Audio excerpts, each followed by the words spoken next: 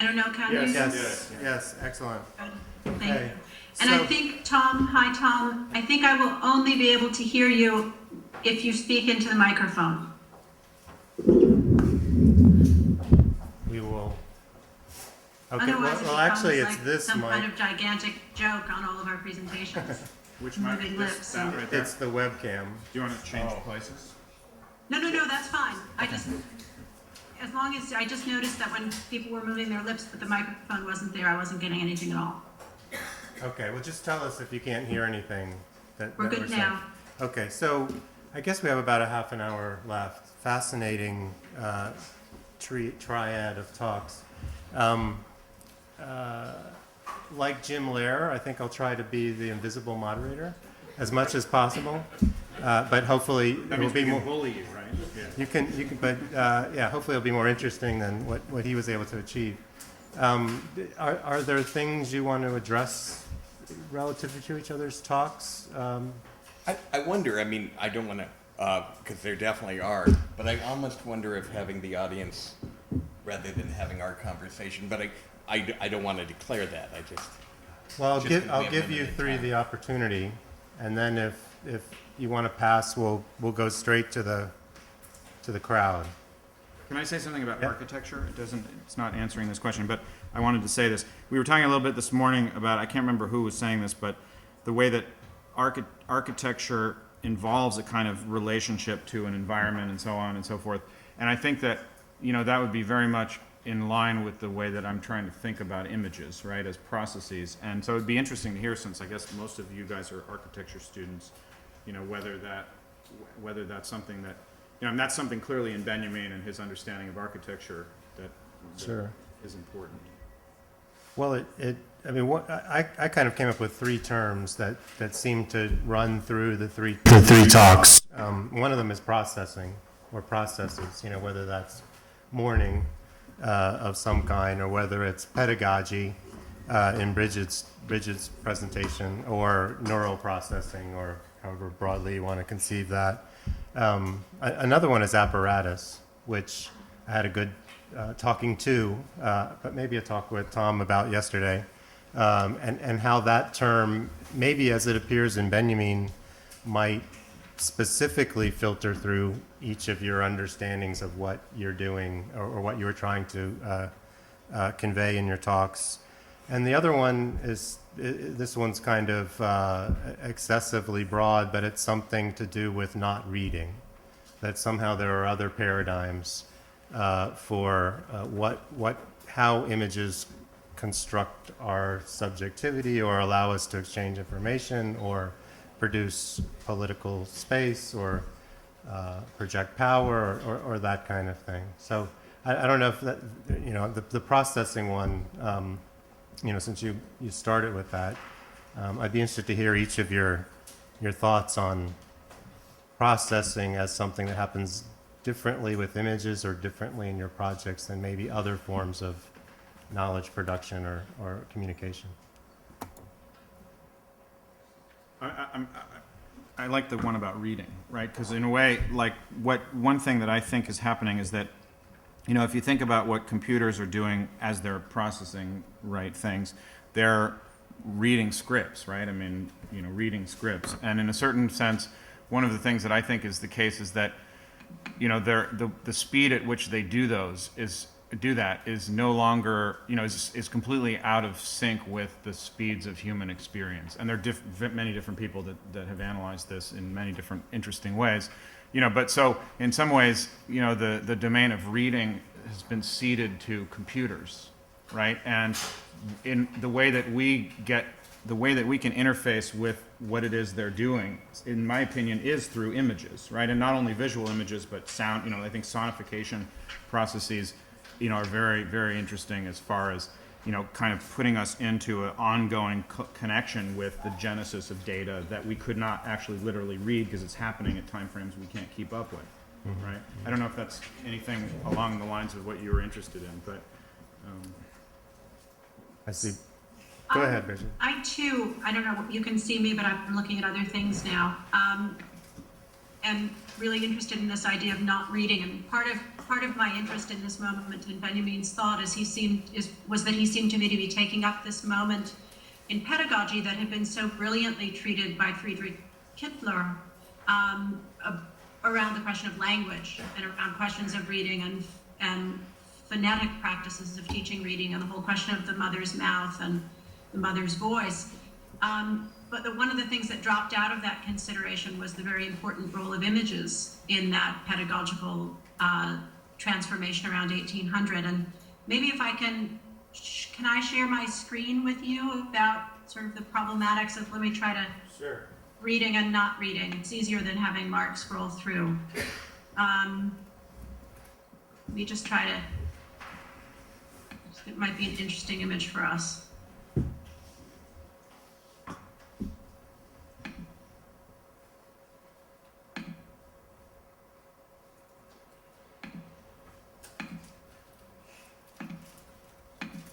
Can you see it? Yes. So Well, it's on this the small screen. Oh, okay. I'll try to bring it up on the big screen. Okay. I just think this is an interesting image to think about not reading. It's from an 1841 Orbis Pictus, and it does something I think quite remarkable, which is, it's an illustrated alphabet, and you're seeing the letters X and Y, and the letter X, what it's depicting under X is xylography or wood engraving, and so we see a group of wood engravers. Bridget, just Yep. which slide number is it? You could go to 64, but maybe this is too slow. Well, we're just putting it up on our big screen here. Anyway, I just wanted really to have it on the screen, because this puts us already in the mid-19th century, raising this problem of integrating an interest in practices of reading with practices of image making. So we get all these confusions of language, multiple languages in play, multiple definitions in play, and we might just have it up there as a kind of picture for the self-reflexivity that was built into these pedagogical models around the question of what it is to make an image and what it means to then read an image. Because I think Benjamin continues to be preoccupied with the question of whether what we're doing is reading images. And I think when he's looking at certain exhibitions that were created in the late 20s, it is about along lines related to what Mark was talking about, and he sees it in terms of cinema. He's seeing something beyond reading or other than reading going on, practices of pedagogy that operate through kinds of immediate bodily effects. And he's trying to figure out what it would mean to incorporate those effects both into a politics and into art. So I think that crux is definitely there. Mm-hmm. Tom, did you want to? Yeah, sure. I mean, I agree. This is the idea of process is essential for, I think, both what Benjamin introduces and what we're all trying to understand. I mean, one way to put this rather schematically is that a long tradition looks at the image as a representation of something, even if it's something imaginary. And there's obviously a great deal to be learned from that, but it is also, I think, a tremendous block to understanding what's actually going on. And that one of the things that technological images introduce, particularly moving images to my mind, is number one, it accents our own perceptual participation. The movie is something that is affecting us physiologically, and that therefore we're seeing in a different way. And it is, I mean, we can get caught up in too strong a dichotomy, but I think it is useful to contrast that with reading, which is a kind of recognition, a kind of categorization, and a kind of symbolization. Instead, one is being swept into something. And what is fascinating to me, even though I've got a lot of questions about what Mark is doing with the imperceptible, what I think is really enormously valuable is exactly this idea that there's more going on than we know. Now, the whole issue, I think, post-Freud is, what do we know? You know, I mean, I often think of it as related to this 30s song, "You Don't Know What You're Doing."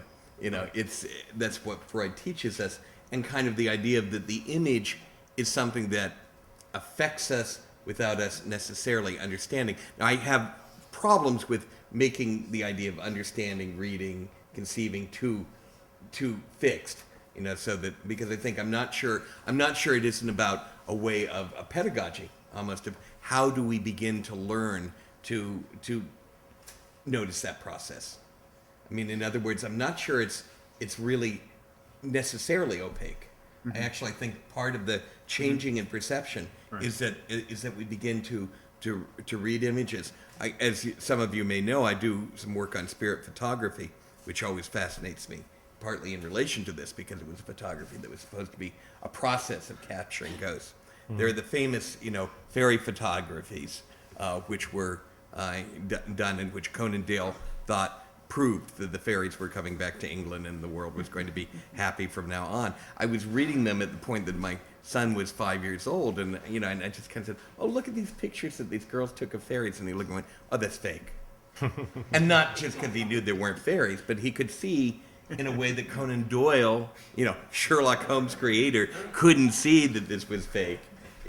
So I think that there's this whole I agree with historical threshold, and I think, I guess the one thing that I would have as a kind of caution is to not say we can't see it, but we don't see it. Right. Well, and then I agree with that very much. And I think there are technically specific conditions Yes. today that I make agree. it. Yeah. It's not that we couldn't see it if it were slowed down enough. And in a certain sense, this is what I'm now trying to think about, right? How all this information that we gather about our own activity that we're not consciously aware of at the moment that is happening can be brought into our consciousness so that we can change our behavior moving forward and so on. So exactly, that it is something, but there needs to be the design of a different interface to it than, the way that data is being registered when we're typing, on For the sure. computer, or, when we're, whatever, however it gets registered. And one of the other ways to say this is, we can't see it, but we see it through these things. Yeah. The whole idea that what technology is, this almost cliche, but that we have to rediscover, is an extension of our senses. Right, Yes, I've never seen a germ, right. but I've seen it through a microscope, and I wouldn't say that's not seeing, though it's not. Although we're not, the crucial point that that Murray makes is that we're not actually sensing it directly. We're getting access to to the sensing of it by a machine or something like this, right? But that in itself, I agree with you, is a kind of expansion of our experience. Exactly. Completely. Yeah. No question in the description of the process, but perhaps a question about how to think about that, instead of saying, "Oh, so therefore we're not seeing it directly," which is valorizing seeing directly, I think, in a way that is perhaps Right. old-fashioned and archaic, and that in fact we should be saying, Yeah. I see Bridget, Yeah. even though she's not here. Right. Yeah. Actually, I have a question that links to this, I think, from processing to apparatus, about something you said, Mark, what you were citing Joel Snyder, and I think you then departed from the kind of argument that Joel is making, and you said, and maybe I just misheard it, although you said something similar just now, that machines have sensory domains of their own. And I wondered whether you could speak to that in the case of Marais, and whether, and terminologically, what kind of an ontology of the apparatus is that? It's obviously a very different account of the apparatus than that proposed in discourses of the objectivity of devices in the 19th century, where what they were doing was registering rather than, That's right. what's the distinction between registering and sensing, or registering/sensing and having a sensory domain? How does a machine have a sensory domain? That seems to me, maybe that's part of the leap that Tom is pointing to too. That's the leap of your argument. Yeah, it's Murray himself who says that these machines have a sensory domain of their own, and Joel Snyder is actually, arguing against the understanding of Murray's project as part of this notion of objectivity that Daston and Galison are developing, as I'm sure you well know. And what Joel is trying to point out is that, this is not a production of a more reliable access onto something. It's the production of a completely different access onto something that's not shared with humans. So what hangs in the balance is the way that we understand, and this is what Tom was alluding to, the way that we understand the relationship between human body, minds, and technologies, right? And so one would not be able to anymore think of technologies as prostheses in the sense of McLuhan, right? As prostheses for our sense organs or something like this, which are, in fact, directly expanding the capacity of our sense organs. But we would have to think about it as,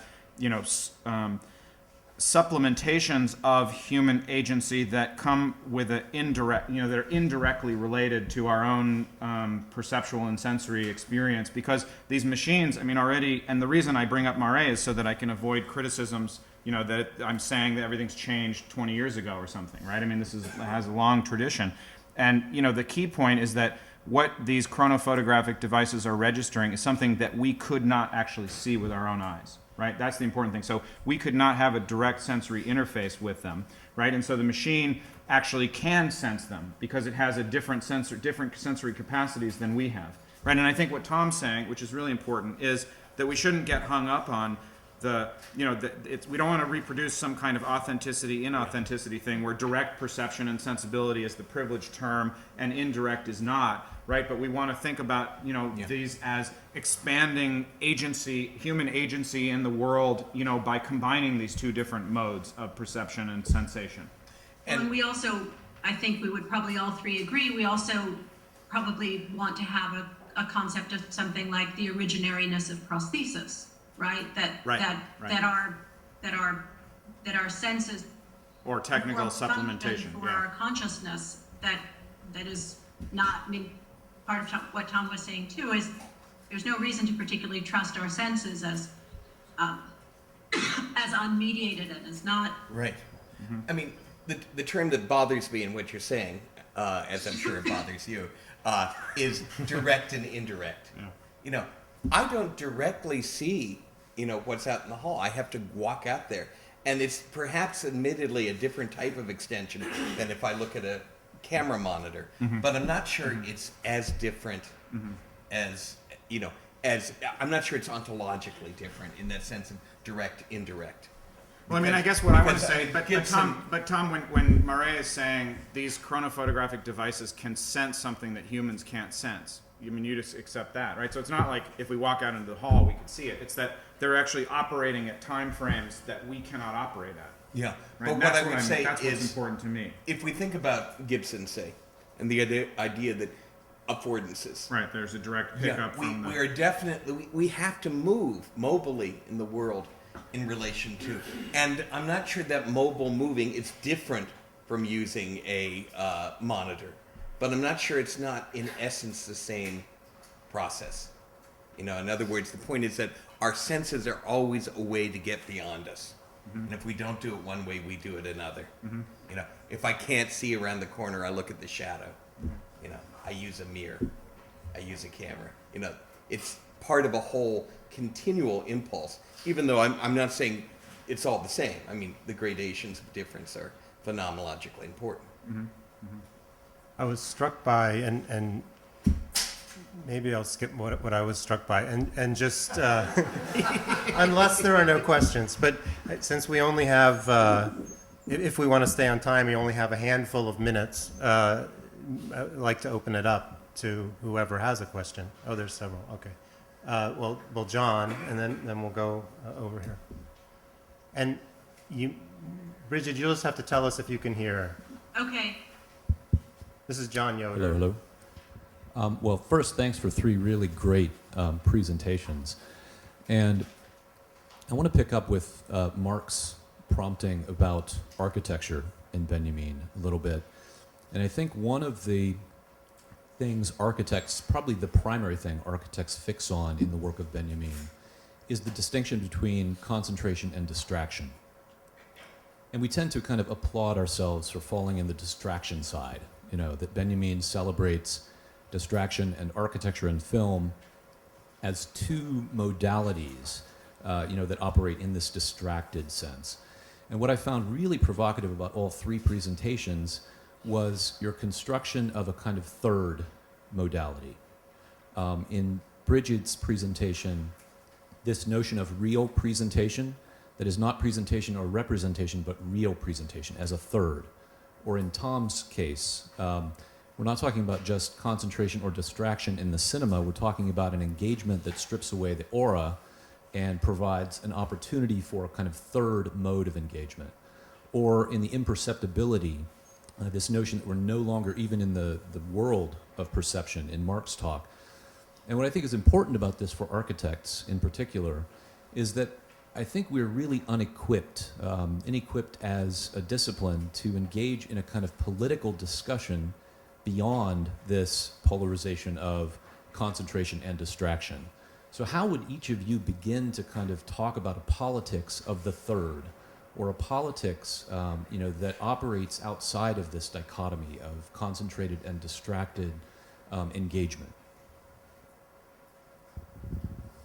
Can I tag on to that? Just, is it possible that John's question might be applied to images in some general sense? That somehow that third way is a capacity or potential of images today? My first thought, I mean, it's a question I haven't thought about, which means it's a good question, so it's difficult. But it is two things, and I think it relates a little bit to some of what Mark was talking about too. One is to be aware politically, in a kind of critical sense, of the influence of the distraction, of the way that we don't just proceed anymore politically by a public sphere discourse, but that we also proceed within a realm of distraction. Now, this cuts two ways. The most obvious way, and maybe it's the ultimate way, but I actually kind of want to think there is another side to it, is the kind of sense of almost, to put it in a very vulgar way, subliminal seduction of the ways that we are controlled in ways that we're not aware of. However, that also seems to me a trap in itself. Not that I'm against it, I'm in favor of it, but that it tends to, and it's like the apparatus theory in the 70s, to kind of say all these influences of the cinema can only be negative, because the only way to think politically is within the Enlightenment mode. Now, how to think politically in a distracted mode, I do think it's something that people have thought about. I think the surrealists tried to think about it, but I'm not sure. There's something by the very nature of it being kind of irrational that make it problematic. I think the situationists in many ways kind of extend it. I have to say, I do think, though, in some ways, it's still an open question. Not one that has never been broached, but I don't know that I have either an answer of my own or one that I've experienced. Bridget, do you want to weigh in first? No, I have a thought, but go ahead.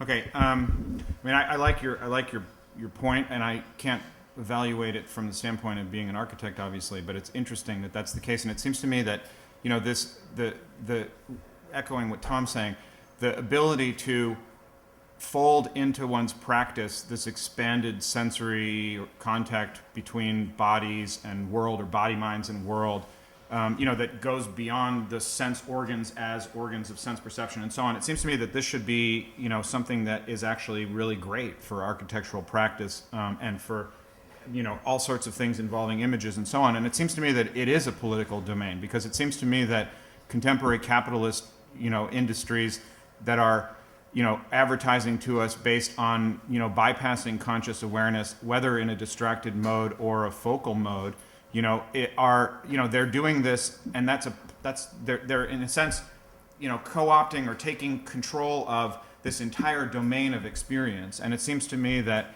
it's important to criticize that, but it's also important to start developing ways of designing spaces and designing images that are actually tapping into what it is that, is at the basis of that, which is, this entire domain of sensory experience that I'm trying to talk about. And so, in a certain sense, it would be like designing spaces for sensory engagements that will never perhaps come up into the domain of perception as they're being experienced, but certainly can as they're being analyzed, right? I don't know if that answers what you're going, and I like the idea of it being a third way.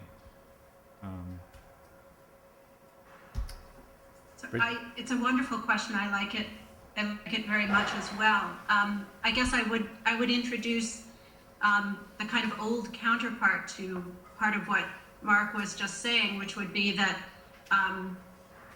that we probably still require further investigation to what it would be to be able to make productive use of our own alienation, which is what was one of the cruxes of what Benjamin thought cinema could do in this moment, and what exhibitions like the one that he saw. So there is this sort of positive dimension and a sense of the potentiality for transformations of the human sensorium, but there is also always an account of the ontology of the subject and the political problematics around that Benjamin, even at his best worst, thinks will also have to be addressed. And so I think that's a problem for architects too, how to create spaces that might engage our sensory experiences in relation to new media and the uses that are made by new media in contemporary capitalism, but to also continue to think about ways of making those spaces resistant to becoming merely instances of that kind of co-optation. And I think that's a difficult problem, because as it's very hard to know how things register on our sensorium, and it's, I think, very hard to resist the work of those who manage that and invest millions and millions in learning how to manage it. And so some of it's, I guess, a question of resources. And I know certain artists and architects who would want to speak up on behalf of the low tech at this moment. And I think that's an interesting contribution to the discussion as well, the sort of deployment of the sophisticated low tech without romanticizing it. Yeah, thank you. I think unfortunately we need to call a truce here and move on to a short break, and then the next Can I just event. pose a question to these two? Absolutely. Which is this, because I mean, I like, as I'm trying to overcome my own desire to have cinema be the whipping boy, which is just a matter of convenience. It seems to me that you're totally right, and your work on the sensory reality of cinema, despite the fact it's based on an illusion and so on, I think is really important. And so, if cinema really is the entirety of the sensory experience, right? What would a film theory that actually develops Benjamin's insight there look like? Because I mean, it seems to me that largely the problem is film theory itself, and the film theory of apparatus theory, semiological theory, which has narrowed what film is to this particular thing or that particular thing, and has lost the connection to the whole. And it seems that Benjamin's, the thing that I really found inspiring about Benjamin in the beginning was this idea of cinema as a laboratory for experience and for experimenting with the techno-history of experience. And it seems to me that that could be the basis for a completely different way of theorizing film. And I'm already giving the answer, but you guys would be the ones that really could answer that. Well, real quickly, I mean, without trying to do a theory of film here, what I would say is there's an old-fashioned theory of film that tries to define what cinema is. And I think that's old-fashioned. I mean, it's wonderful sources and wonderful answers, but they're all incomplete.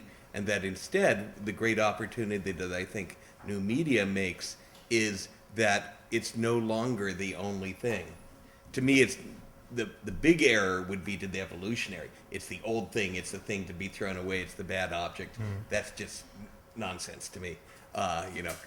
Video doesn't, film doesn't. No, come on.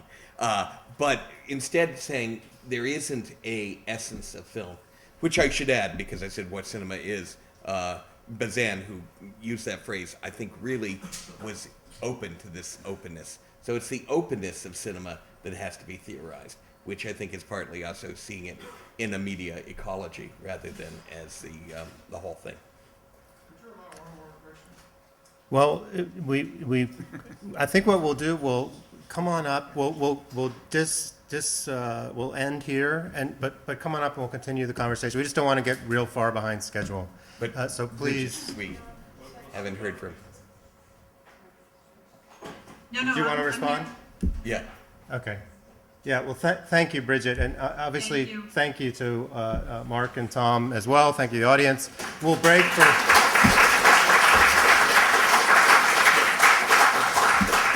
We'll reconvene in here in about 10 or 15 minutes for Pierre Vittorio. But please, come on up and we can continue the conversation. Sandy storm notwithstanding, started last weekend with a fabulous colloquium with Professor Witte and Carl. We moved to Cornell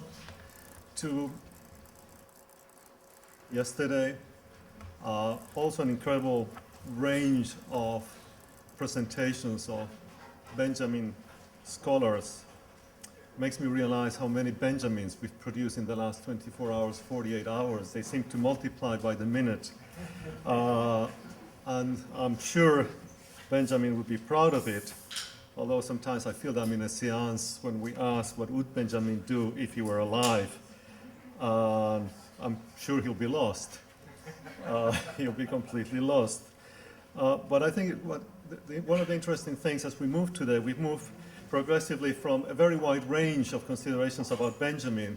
And when I say that he has many lives, is the lives of the many subjects and the many issues that he touched upon. Anything from law to industrial production, politics, of course, culture. There's always this temptation to follow up. I think Pierre Vittorio, who I'll be introducing in a minute, was saying that for architecture, there are at least two lives for Benjamin. One in the 80s that produced a certain path and created a certain avenue for architecture as a cultural, task that somehow ended up being, if not obsolete, abandoned. And I think one of the reasons that we're looking at it today is trying to reorganize at least some of the perspectives or realign them. And part of that theme that seems to emerge today is in the tension, which is not alien to Benjamin, between cultural studies, media, and politics. And so I was very glad in the last session, some of the last few remarks were dealing with this issue of media and politics, and particularly Bridget phrased the preoccupation of Benjamin of how to make alienation productive. First, to identify alienation and to situate the cultural production in a capitalist society within the concept of alienation and fragmentation and estrangement, and then producing concepts like actualization, awakening, and awareness in the purpose of, but also situating the political as a sort of horizon, although, as we've discussed this morning, fragmented and not always clear or resolute or resolvable, but to situate architecture for us beyond the position where many times it's been placed as a reflection and index of a larger situation, but rather to reposition architecture as an active political actor or agent or producer. So not only how is architecture produced, but what does architecture produce in itself, and that construction of the subject that we have covered both from the sensorial to discussions about law and the distance between law and life that Benjamin tried to establish to insert the political as the key element that constructs the civic and the political, again, as an important productive force is really fascinating. I'm very, very, very proud of all the speakers and all the organization that has gone. In this process, we will have after this, of course, a gallery exhibition that promises to be also incredibly exciting with a gallery talk and with some libation that will help smooth the conversation at a different level. It's my pleasure today to welcome back a dear friend, Pier Vittorio Relli. Not long ago, about a year ago, he was here with his partner, Martino Tattara. They have a firm called Dogma. I'm sure not chosen by chance the name of the firm. And in that occasion, we were here to present the work of Pier Vittorio and Martino as a result of a research done by the graduate student that ended up in an exhibition that was exactly downstairs, an interview and a lecture. I will bring some of the pamphlets that or booklets that we produced as the result of that. I think it was a really powerful and influential experience and presence of his work here. It was followed up by alter position, or I guess a dialectic position. Teddy Cruz was here, and I'm sure we'll hear a little bit about the dialectic opposition between them. I promised Pier Vittorio I'll be very brief. So I'll be brief in introducing him because that's the way he wants it to be. Pier Vittorio obviously is Italian, graduating from Venice and then from Delft. Taught until very recently at the Berlage, has taught in Columbia, Harvard. I've seen you like everywhere I go. Pier Vittorio from Barcelona to Yale to, but the Berlage has gone through a bit of a restructure, and he's left the Berlage and he's now running a diploma unit at the AA. And I'm really excited to have you here and for the conversation that I'm sure will ensue and that we will be able to continue in the gallery.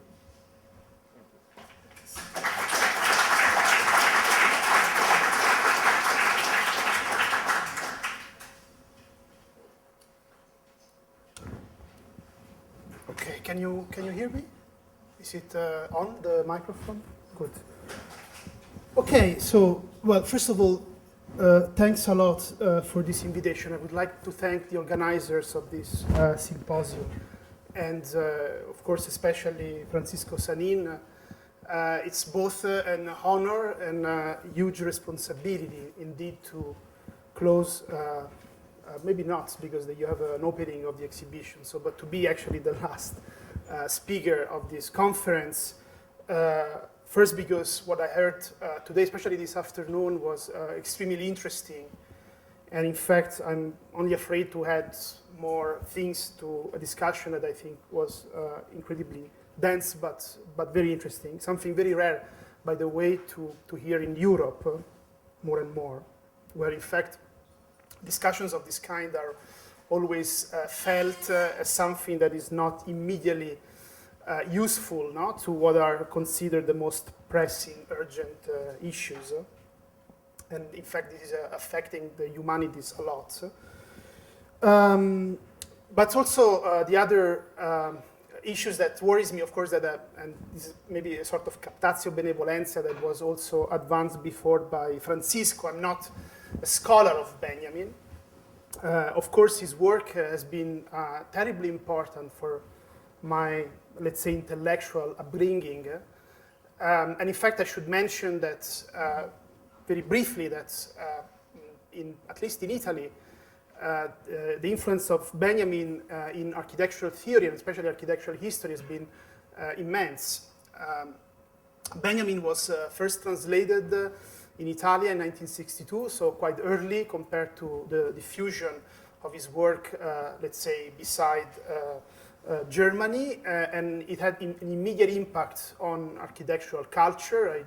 Perhaps one should just mention the work of Manfredo Tafuri, who already in his book, Theory and Histories of Architecture, 1968, was heavily based on his influence from Benjamin, and of course the work of the Istituto di Storia, a very important group of historians that worked under Tafuri in Venice in the late 60s, early 70s, where in fact Benjamin's somehow attitude of being radically disenchanted about the contemporary condition, but nevertheless strongly committed to it, became really I would say, almost the moral attitude of that group of scholars.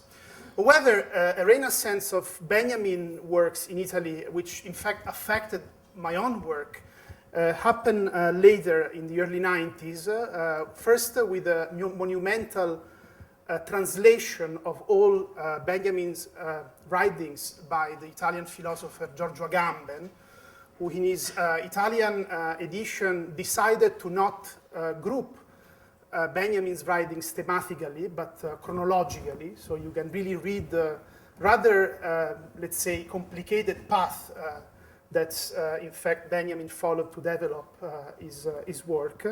But also, his work became important for a group of, let's say, researchers or political theories known as post-operaists. One of them was briefly mentioned by Mark in his presentation before, Maurizio Lazzarato, but I'm referring also to the work of Paolo Virno, for example, or Christian Marazzi, who in fact confronted with the post-Fordist forms of production where the economy of attention and distraction and the whole range of possibilities between these two poles became it actually is the very core of the, let's say, the sphere that is directly in post-Fordist immaterial production exploited by capital. So in this context, actually, Benjamin's attention to the way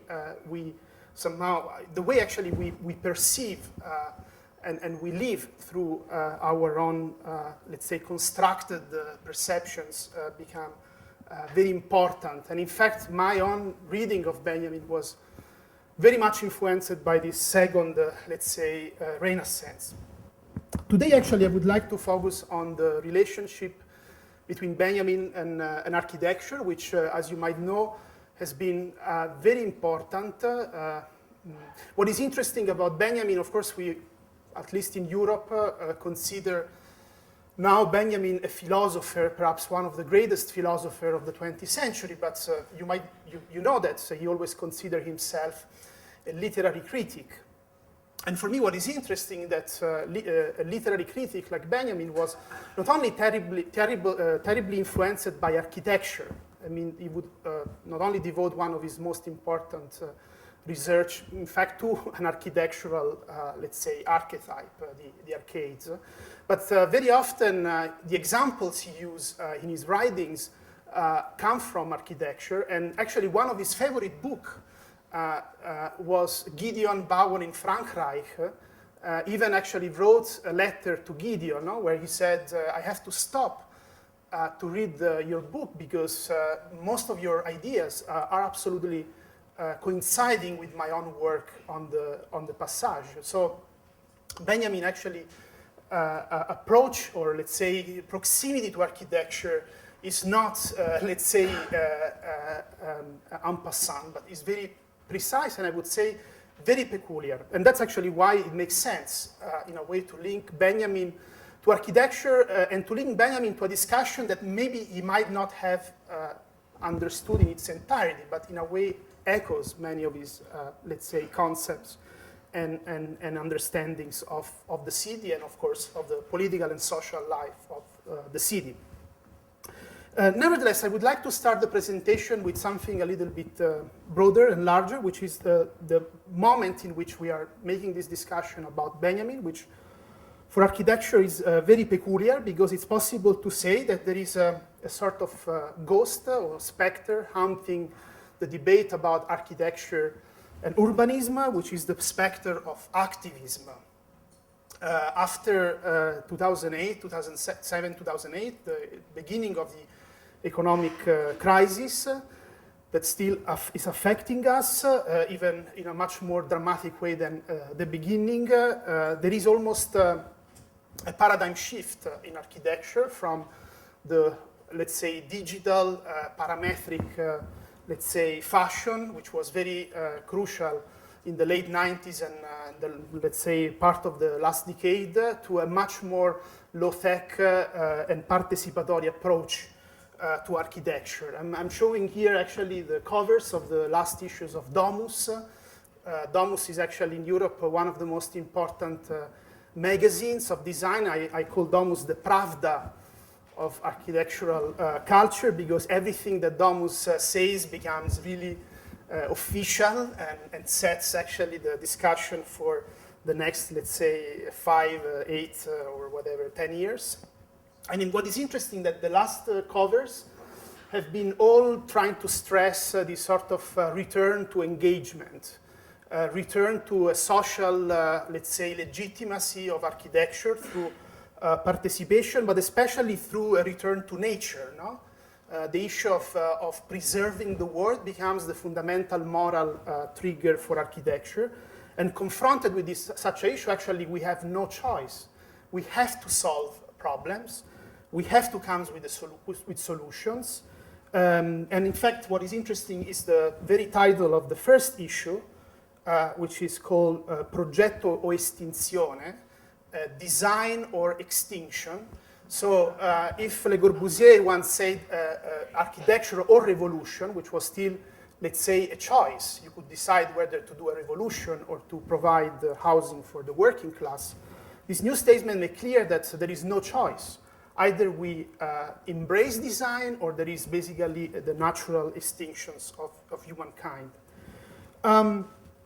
Of course, there is a fundamental link between this, let's say,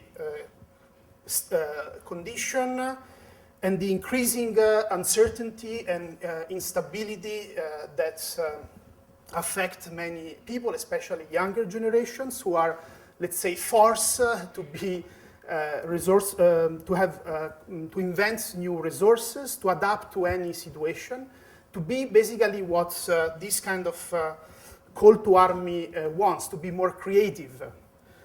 In fact, one of the characteristics of the human species, which compared to other species lacks specialized instincts, is the possibility to adapt to any situation, especially adverse situations.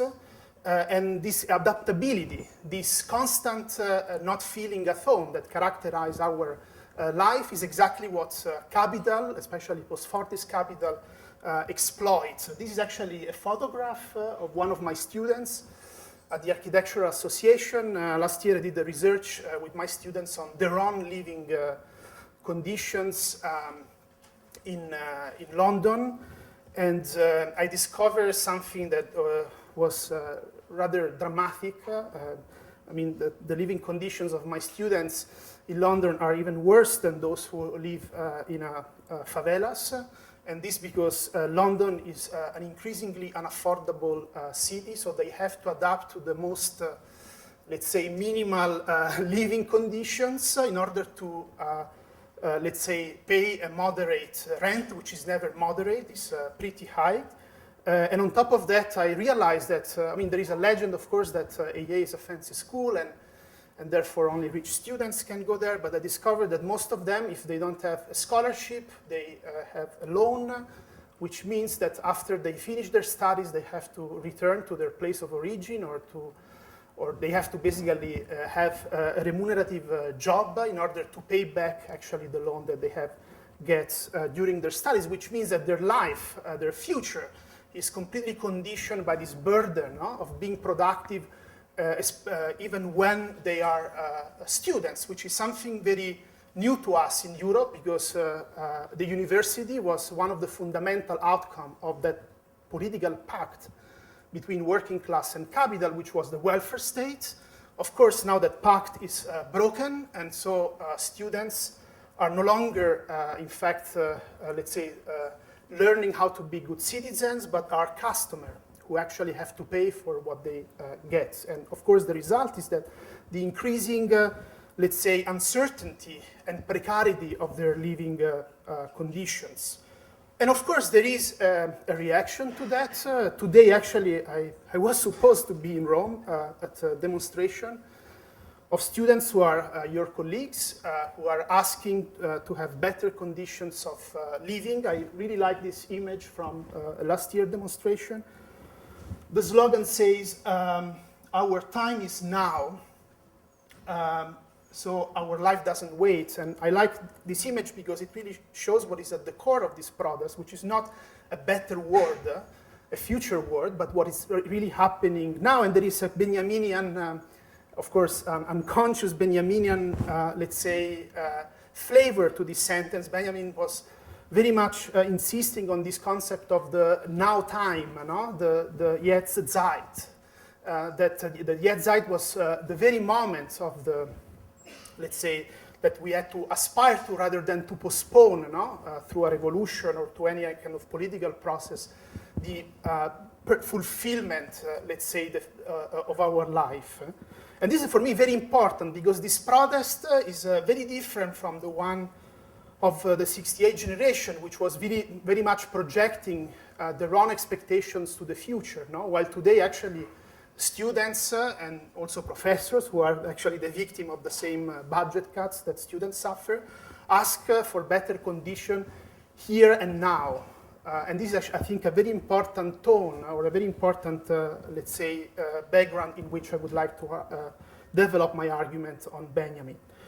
Of course, another thing that I found very problematic is the way this rise of activism, which of course takes a lot of energy for this kind of increasing precarity of professional conditions, where we are forced to be more creative and more indie, let's say, is actually very often fetishized by these, let's say, activist practices. So this is a project called Painting Favela, one of the most, I think, problematic favelas in Rio de Janeiro, which is basically painted in order to make it more, let's say, pleasing and more acceptable.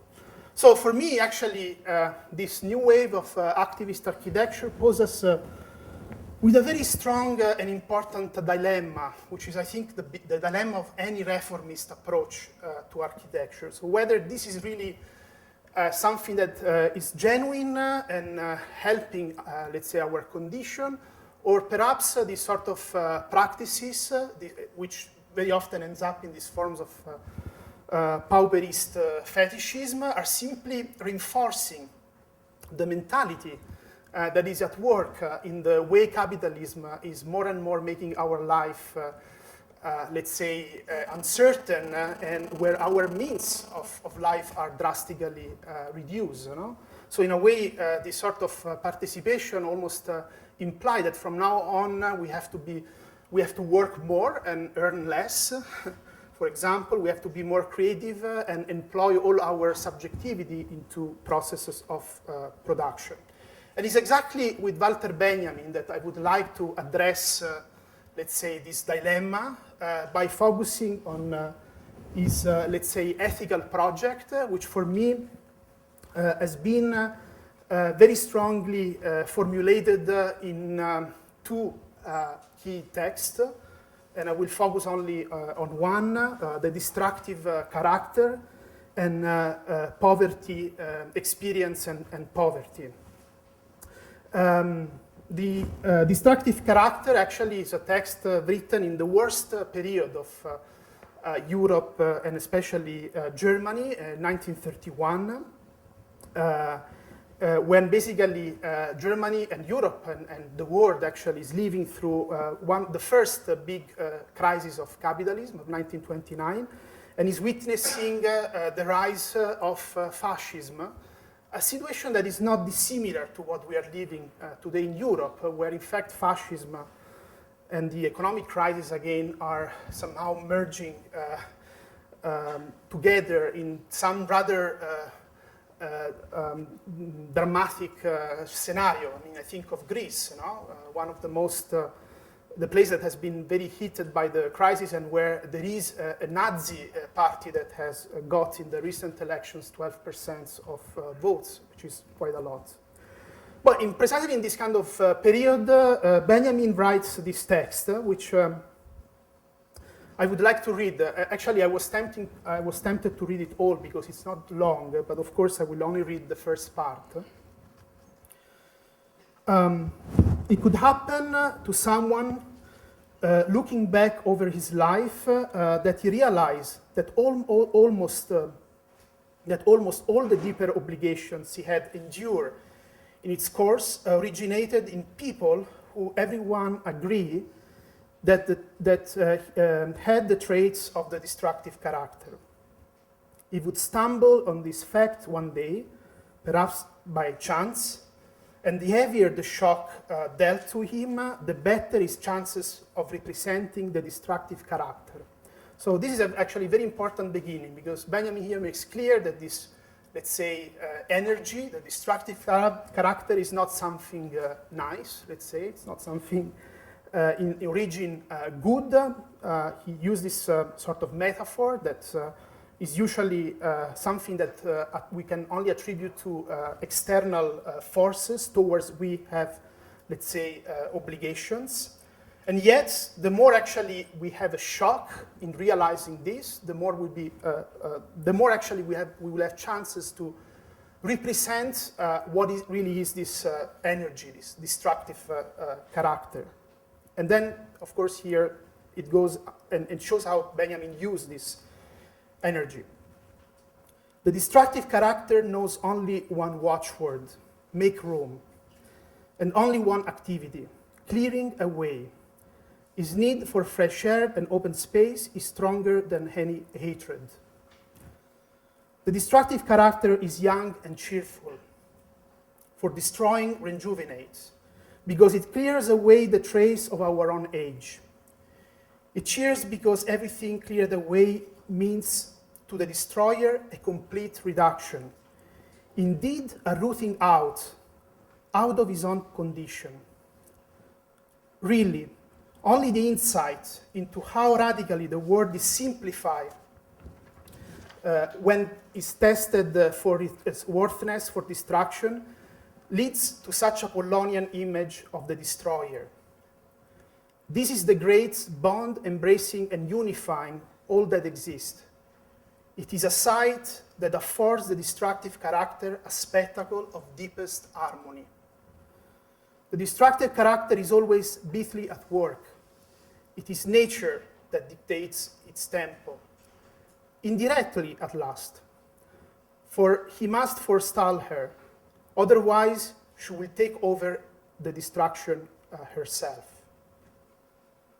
The destructive character sees no image hovering before him.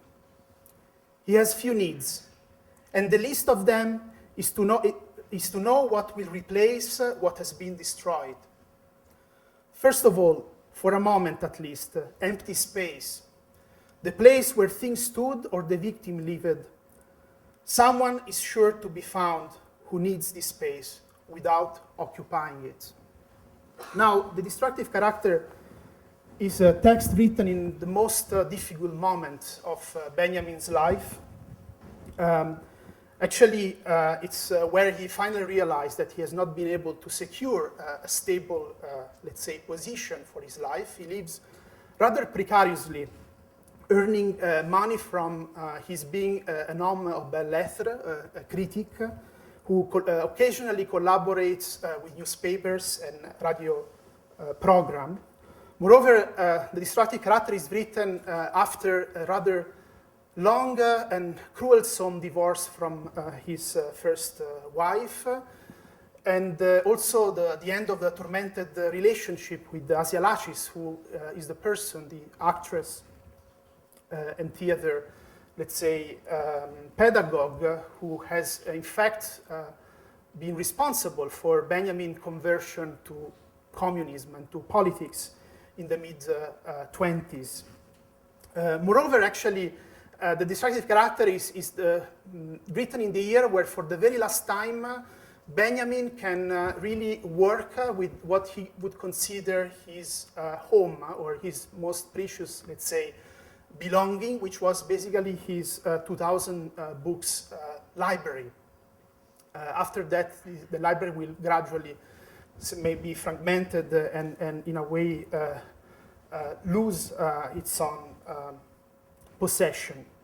Of course, a fundamental aspect that Benjamin is living while he's writing this book, which is very perhaps interesting for us, is that he's constantly moving and changing his address. I think there is no intellectual in the first half of the 20th century that has changed the house more than Benjamin. Benjamin is constantly changing his domicile, and actually he's also an avid traveler. He spent a lot of time in Spain, Ibiza, and Italy, for example. He also traveled to Russia, which was quite unusual for, let's say, even a high bourgeois who had some kind of possibility like him. But actually what is interesting that the destructive character can also be read as a sort of ode to the forces like fascism and capitalism, which are basically treating his own life, which will treat actually his own life later on. And one can see that he's really trying to basically grasp this negative energy and trying to see if it can be usable for its own, not for in the sense it is being produced, but for its own, for Benjamin's sake. There is actually a very interesting aspect that for sure has been a fundamental inspiration in Benjamin's, let's say, destructive character, radicalism, which of course is his close relationship with Gershom, with the Jewish theologian Gershom Scholem. In the mid-20s, Scholem reviewed, actually later on, he reviewed Stefan Rosenzweig, Stars of Redemption, and he realized that a very important aspect of Judaic political theology, especially in the 1920s, was this sort of extreme, radically apocalyptic tone, which was precisely focusing on the most, let's say, unsolvable political problems, in the very actually possibility of catastrophe, the possibility of salvation, which actually introduced a new kind of approach in Judaic theological tradition, which was unknown, especially in the early happy decades of the 20th century. But of course, there is also a very strong architectural dimension in this text. Benjamin, in the, let's say, text does not mention architecture, but in texts that are written just before and after this text, architecture is very present to him. And he seems to be very much interested in those figures, in those architects who, unlike, for example, Alberti, who wrote a treatise on the art of building, which is from that moment on the fundamental goal of architecture. No? The edificatoria means not just to the art of building, but the art of constructing a society, and therefore architecture is invested not only with an technical expertise, but also with a moral duty, to build, in a way, society. And this is exactly the knowledge that in the 17th century will be transmitted from architecture to the early books that dealt with the social and political management, like, for example, Nicolas de la Mer treatise de la Police, which was heavily influenced by Alberti's De Edificatoria, the art of building. To this actually sort of narrative of architecture, Benjamin opposed the idea of destruction. So instead of building, instead of providing solutions, which is for constructing society through architecture, Benjamin have been interested in these figures that have used destruction as a sort of creative principle. For sure, one of them is Baron Haussmann. Of course, Haussmann is a very controversial figure. I mean, the one that reformed Paris after the first proletarian revolution of 1848. And as you know, one of the, let's say, forms that Haussmann extended through Paris was the, let's say, the space of the boulevard, which would be very important in the, let's say, Benjamin's understanding of Paris as a capital of 19th century.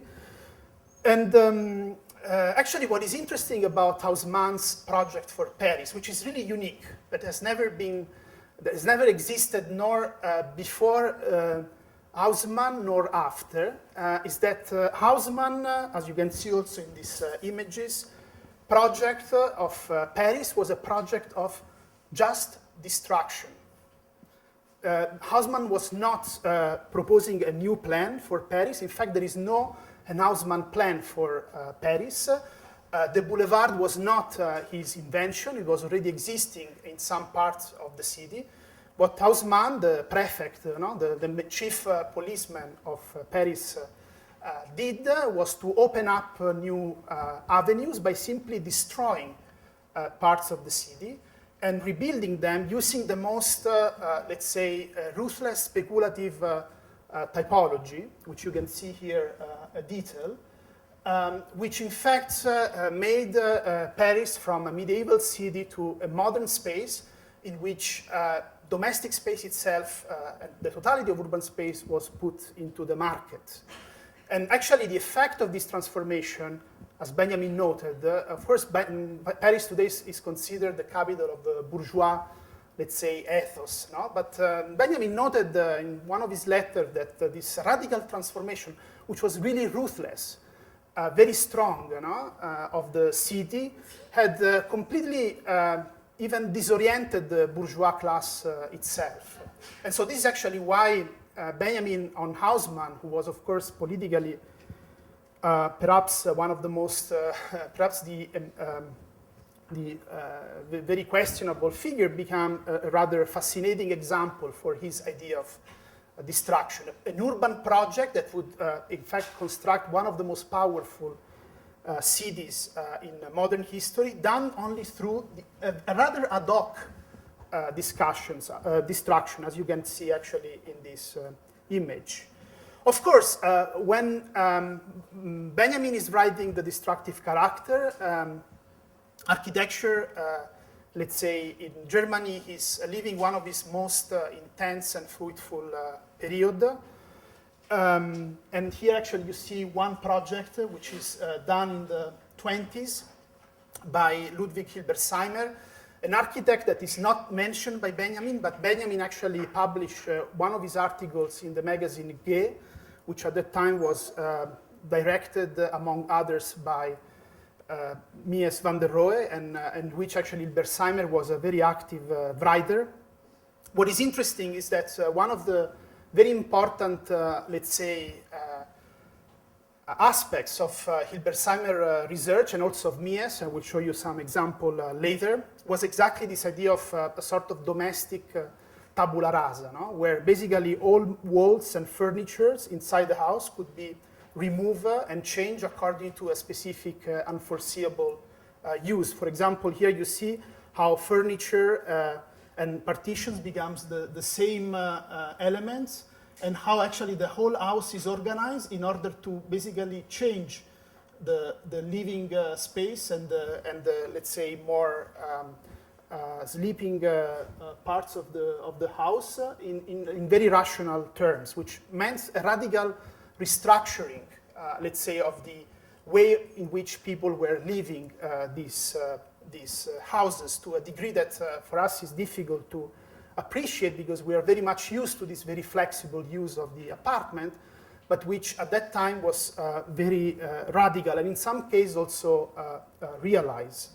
And of course, those architects who are designing these houses are very much focusing on a new emerging subject, the Kopfarbeiter, a person, a disenfranchised inhabitants who leaves the city in a rather, let's say, mobile and precarious way. I mean, in Berlin, for example, people change house the average of 3 times in 5 years, especially between the 1920s and the 1930s.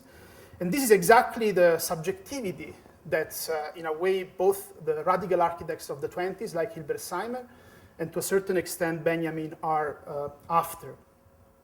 This is actually one of the most important Siedlung realized in the 1920s by Bruno Taut, who is actually mentioned several times by Benjamin, and you really see this sort of tabula rasa effect. You know, these Siedlungs were designed, like, for example, Berlin-Britz, in the outskirts of the city in order to, in a way, make the inhabitants more aware of their own new living conditions. Of course, the master planner behind these Siedlungs, like also Siemensstadt, was Martin Wagner.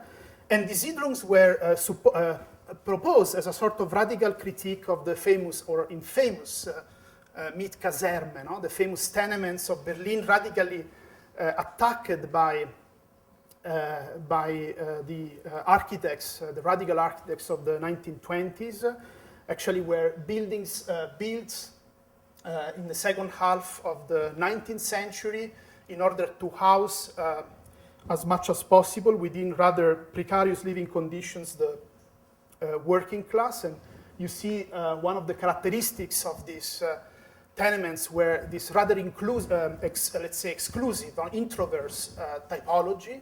And this is exactly what Benjamin is kind of radically criticizing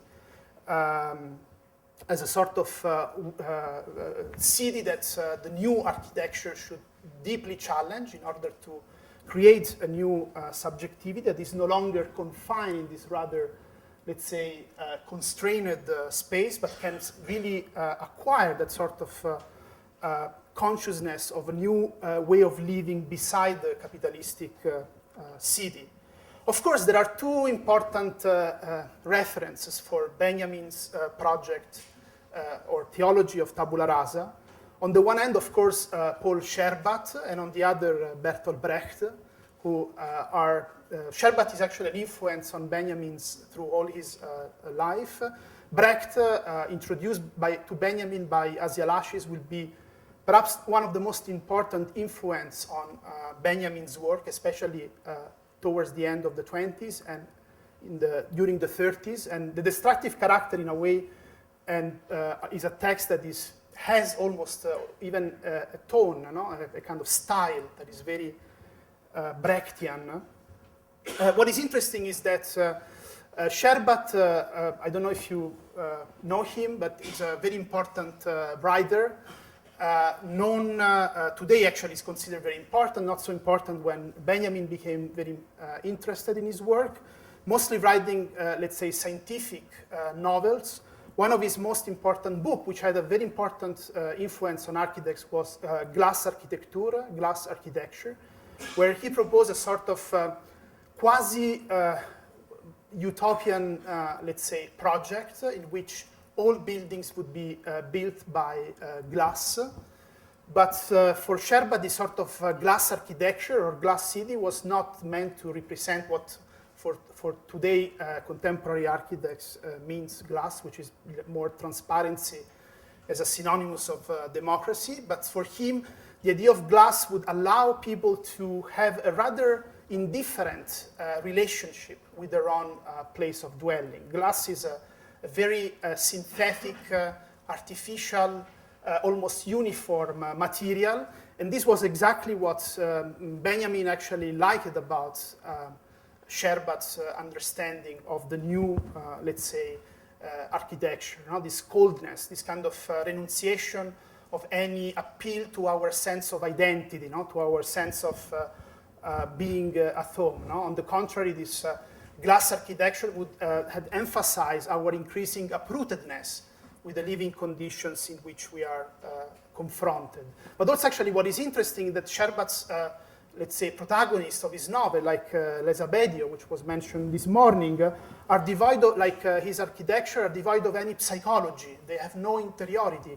They have a clear, let's say, almost iconistic expressivity, which is exactly the quality that Benjamin recognized in the theater of Brecht, where everything is devoid of a sort of interiority and becomes readable as a sort of political pedagogy, even within the most contradictory and complex situation.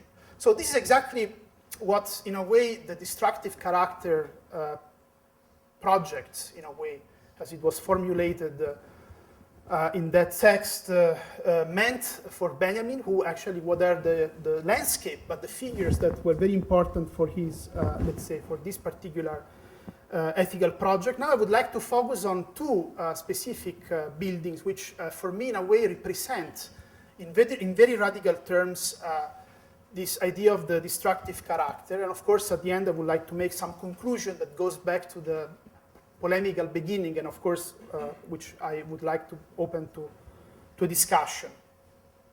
But before actually going to this sort of showing these two examples, which I'm not sure Benjamin knew, though they were actually rather famous, especially in Berlin, in Germany at that time, I would like you to, for one moment, focus on the idea of empty space itself, which is exactly what Benjamin is evoking in his text. Because, Of course, empty space, the idea of tabula rasa means precisely to empty it out, as Benjamin wrote in the text, a specific space that has been over time occupied by other things.